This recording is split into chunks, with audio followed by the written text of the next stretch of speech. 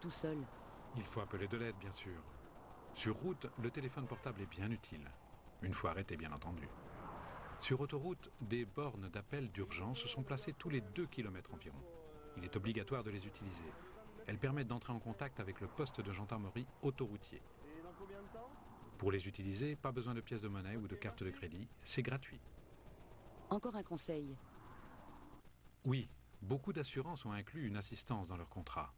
Lisez attentivement les conditions avant de prendre la route et pensez à avoir le numéro d'appel dans votre voiture. Et après, comment repart-on? Sur route, comme après un stationnement, et sur l'autoroute si vous avez pu réparer, il est indispensable d'utiliser la bande d'arrêt d'urgence comme une voie d'accélération. Et en ville, que peut-on dire de particulier? Si on tombe en panne, c'est toujours moins dangereux. La seule chose à retenir est que les feux de détresse ne sont pas un moyen de signaler un véhicule mal arrêté ou stationné. Cela n'empêchera pas une contravention, ou pire, l'enlèvement d'un véhicule très gênant. Sur ce type de route, autoroute et route à accès réglementé, je peux m'arrêter à droite. Si un enfant est malade, réponse A.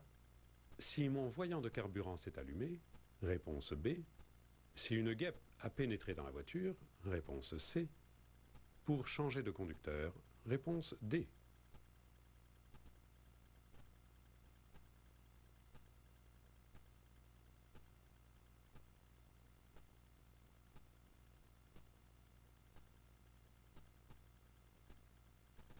Sur les routes où la vitesse est élevée, c'est-à-dire les autoroutes et les routes à accès réglementé à sens unique, l'arrêt et le stationnement sont interdits sur l'accotement. Des aires de repos sont d'ailleurs aménagées régulièrement pour pouvoir s'arrêter en sécurité. En revanche, des urgences peuvent se produire. Un enfant malade, un insecte dangereux dans l'habitacle, une panne mécanique. Dans ces cas, je peux m'arrêter sur cette partie de la route que l'on appelle bande d'arrêt d'urgence. Réponse A et C. En cas de panne, quand il y a une bande d'arrêt d'urgence, il est conseillé d'attendre les secours. Dans le véhicule, réponse A.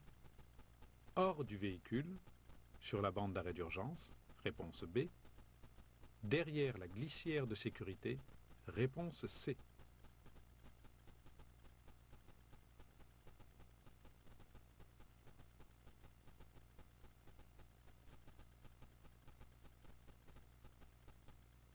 En cas de panne, quand il existe une bande d'arrêt d'urgence, il est indispensable de placer le véhicule sur celle-ci. Ensuite, après avoir prévenu les secours, le mieux est de se placer derrière le rail de sécurité, à l'abri d'un suraccident toujours possible. Réponse C. Bien sûr, il faut décider en fonction des conditions. En plein hiver, avec un bébé, sous la pluie, il est inconfortable de rester dehors. En panne, pour placer le triangle de présignalisation, je me dirige vers la droite, réponse A, la gauche, réponse B. Il devra être visible au minimum à 30 mètres. Oui, réponse C. Non, réponse D.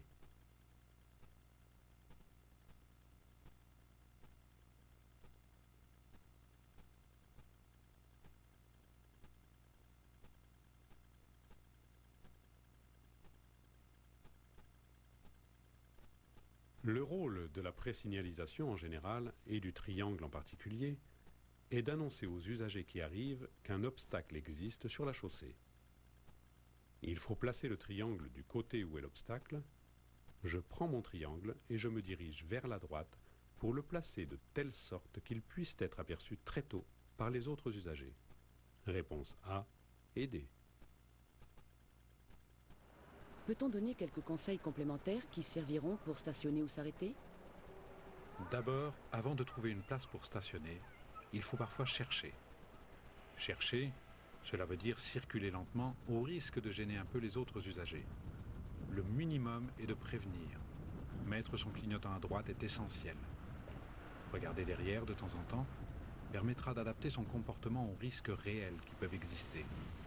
En circulant lentement, on est souvent près des véhicules stationnés.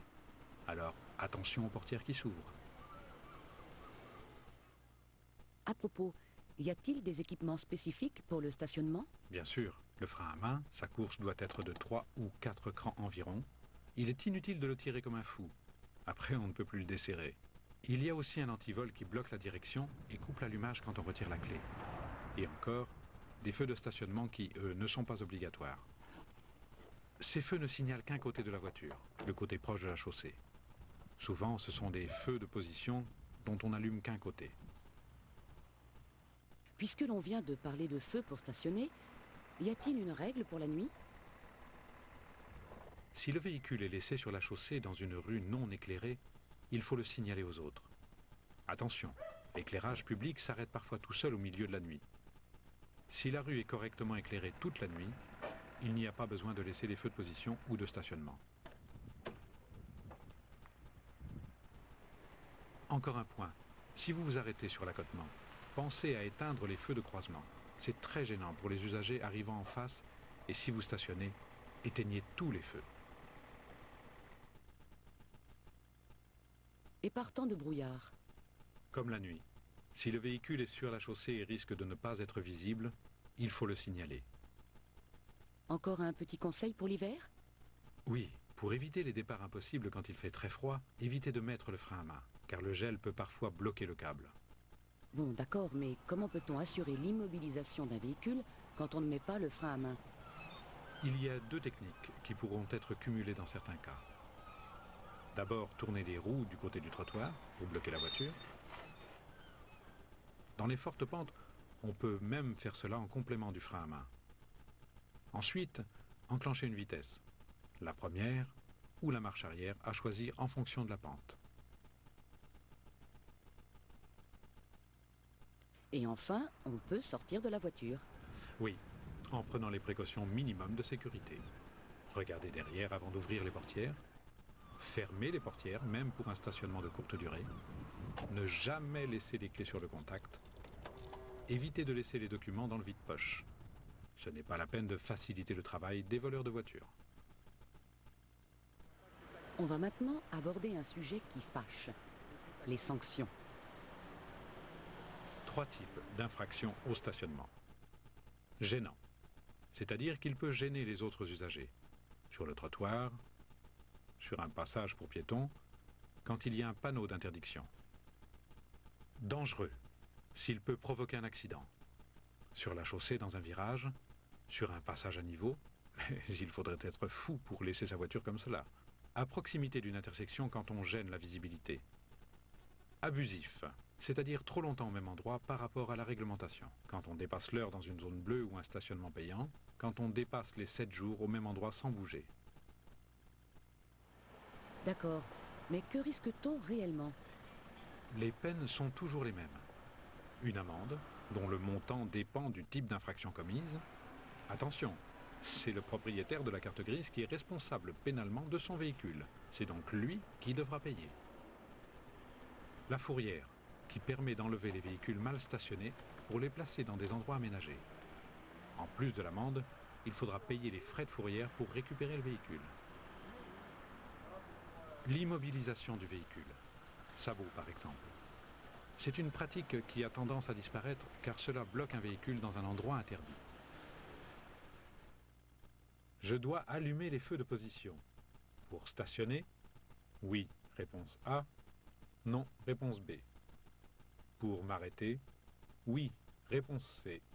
Non, réponse D.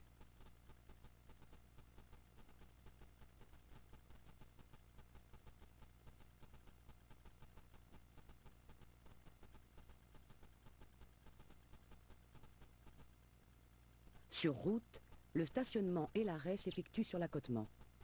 Bien placé, comme ici, je n'ai aucune raison de signaler mon véhicule, ni pour stationner, ni pour m'arrêter. En effet, les voitures circulent sur la chaussée, et si un usager veut se placer sur l'accotement, il roulera à une allure qui lui permettra de voir un véhicule déjà arrêté. Réponse B et D. L'hiver, quand il fait très froid, pour stationner dans une descente, il est conseillé de serrer fort le frein à main. Réponse A. Tourner les roues du côté du trottoir. Réponse B. Passer une vitesse. Réponse C. Mettre une cale derrière une roue. Réponse D.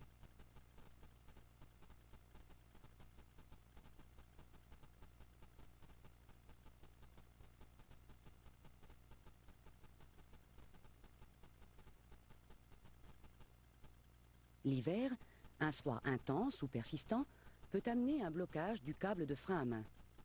Pour éviter ce risque, je peux passer une vitesse, mais aussi, surtout dans une descente, tourner les roues du côté du trottoir pour bloquer la voiture. Réponse B et C. Dans une descente, mettre une cale devant une roue et non derrière est aussi une solution intéressante. Pour sortir d'un véhicule, il vaut mieux regarder derrière en utilisant le rétroviseur. Réponse A. En se retournant pour avoir une vision directe. Réponse B.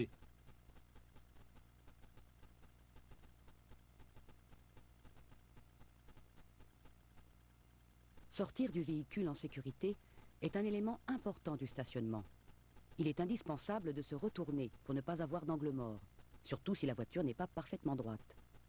La vision directe permet aussi une meilleure évaluation des distances et des vitesses. Réponse B.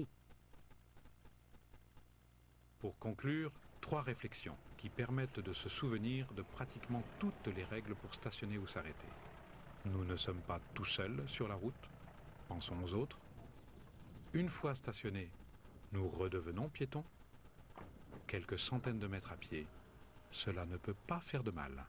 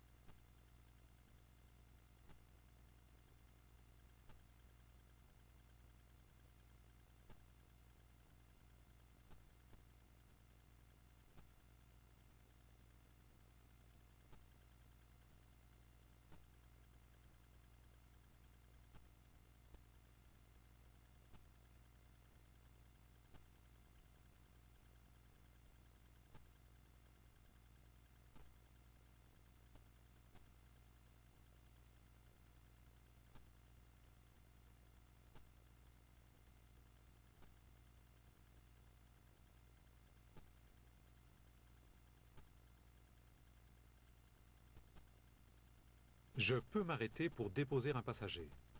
Dans cette voie, oui, réponse A, non, réponse B. Dans la voie de droite, oui, réponse C, non, réponse D.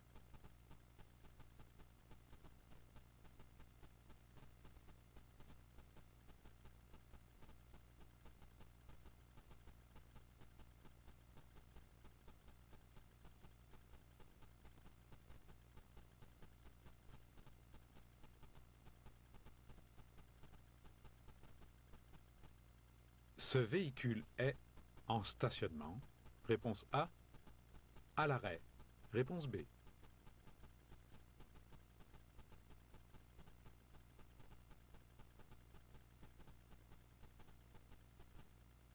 À droite, je peux m'arrêter quelques secondes pour déposer mes passagers. Oui, réponse A. Non, réponse B.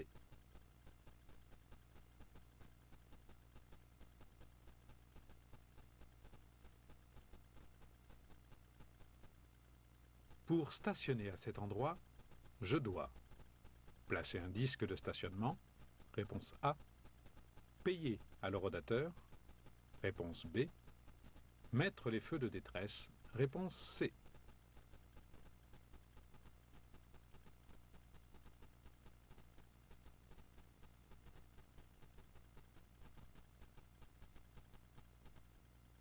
Je peux m'arrêter À droite de la ligne, réponse A.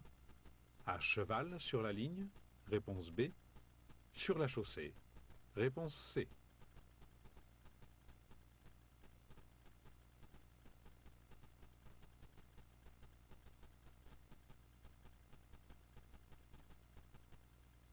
Après ce panneau, sur l'accotement, je peux m'arrêter. Oui, réponse A. Non, réponse B. Stationner. Oui, réponse C. Non, réponse D.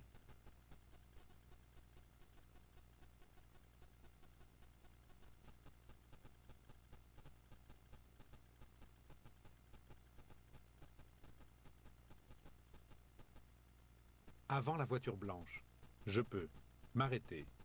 Oui, réponse A. Non, réponse B. Stationner. Oui, réponse C. Non, réponse D.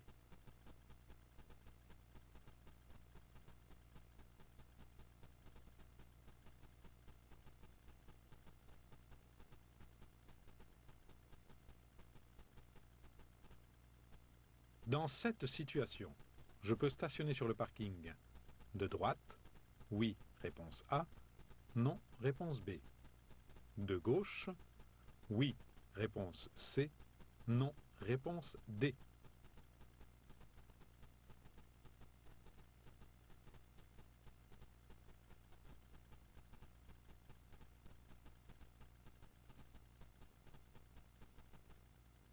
Nous sommes le 14 mai.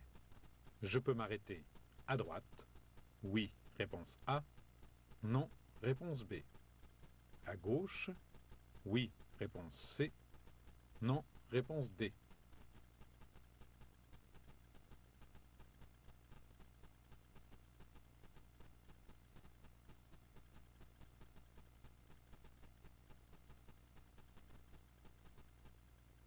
Placé où je suis, je peux stationner. Oui, réponse A. Non, réponse B. M'arrêter. Oui, réponse C. Non, réponse D.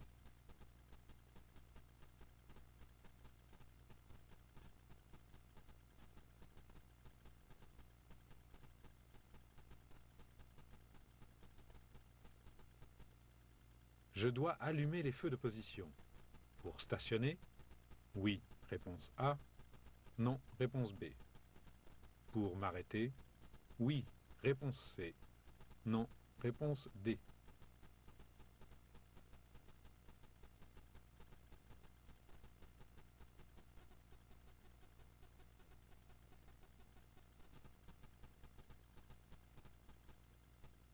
Le stationnement est interdit sur 150 mètres. Réponse A. Sur 50 mètres. Réponse B. Jusqu'à la sortie de l'agglomération. Réponse C. Jusqu'à la prochaine intersection. Réponse D.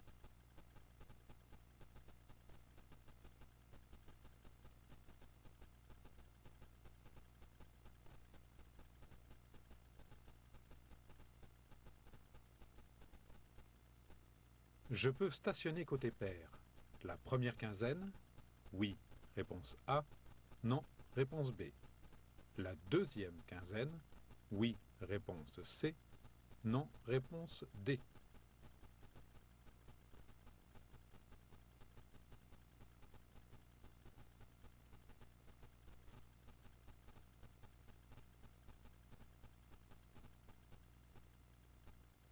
Sur ce type de route, autoroute et route à accès réglementé, je peux m'arrêter à droite.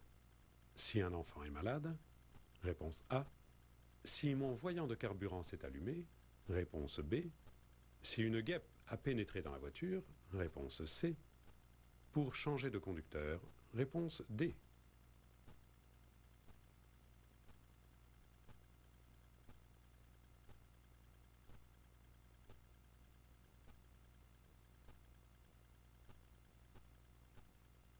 Les voitures sont bien stationnées. Je peux stationner à droite, réponse A. M'arrêter à droite, réponse B. Stationner à gauche, réponse C.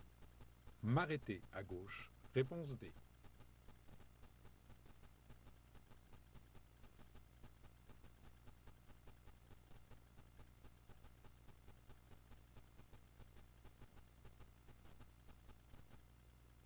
Sur cet emplacement, je peux m'arrêter. Oui, réponse A. Non, réponse B. Stationner. Oui, réponse C. Non, réponse D.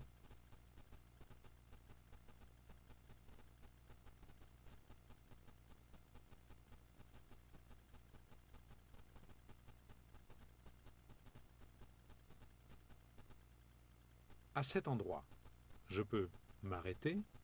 Oui, réponse A. Non, réponse B. Stationner. Oui, réponse C. Non, réponse D.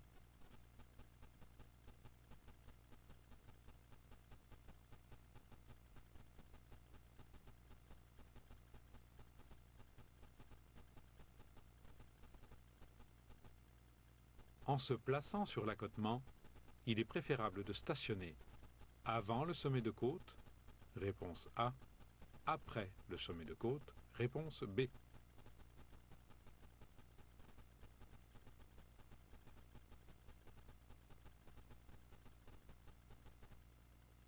Nous sommes le 19 septembre. Je peux stationner de ce côté de la rue? Oui, réponse A. Non, réponse B. De l'autre côté de la rue? Oui, réponse C. Non, réponse D.